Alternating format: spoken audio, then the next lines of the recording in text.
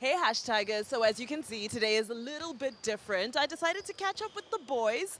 These are the qualifiers for the FIBA Basketball World Cup that's going to take place in 2019.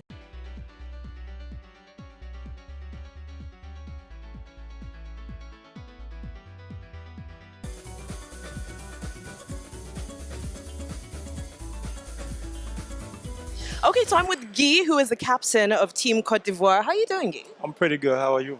I'm very good. I can see you doing great. But you know what? For the first time, I'm almost the same height as a basketball player. I brought up my highest heels. There you go. I see that. All right. So you guys are in Nigeria, of course, for the qualifiers for the World Cup. How are you feeling? What's the mood like in camp? We're feeling great. We know that it's never easy for African organizations to get things right, but we they try their best, and we're here to qualify for the World Cup. So we try to put every distraction on the side, and focus on the games and try to get the qualifiers. We had a good preparation, and now we saw the team of Nigeria. We know that all of them are here, so we are ready and motivated to beat them tomorrow. I'm feeling good.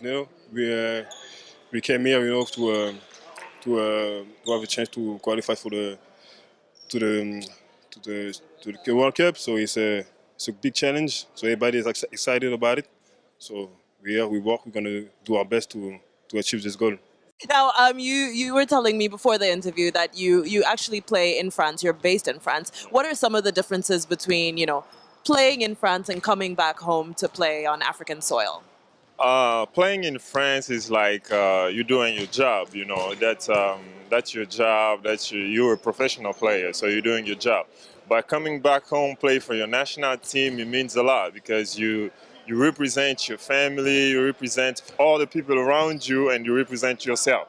So that's a lot of weight on you, and it's always something sometimes good that we always want to enjoy around people that we don't see every time, but when we have time like this, we enjoy it.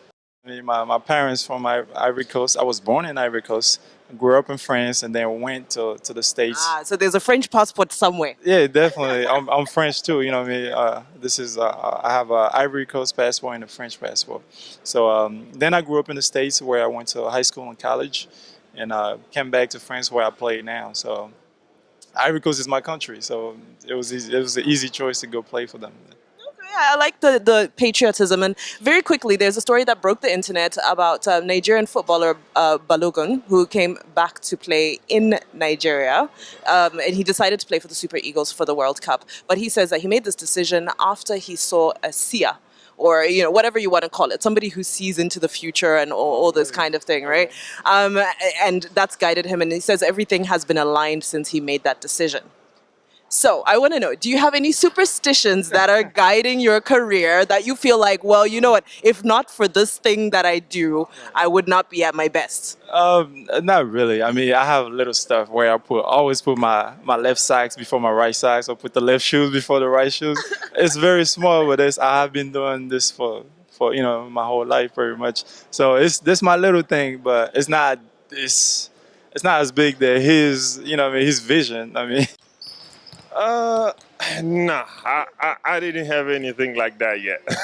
So you don't have a thing where you feel like maybe if you wear your right sock before your left sock, it's luckier for you in a game? I don't really have something like that, but every time I have a good game, I try to remember what I did that day so I can do it again. You know what I'm saying? Like, if I woke up that morning, I did some push-ups, I did some abs, and I went on the court and I had a great game. I'm gonna be like, oh, so doing the push-ups in the morning helped me to have a good game, so I will remember that and trying to do it again. I love it. Thank you so much for your time. I know you've got to rest and get ready for the tournament, but this has been real. Thank you for your time. Thank you. I think I have just fallen in love with the wonderful game of basketball all over again, haven't you? Now, don't say I never do anything for you ladies at home. Until next time, bye-bye.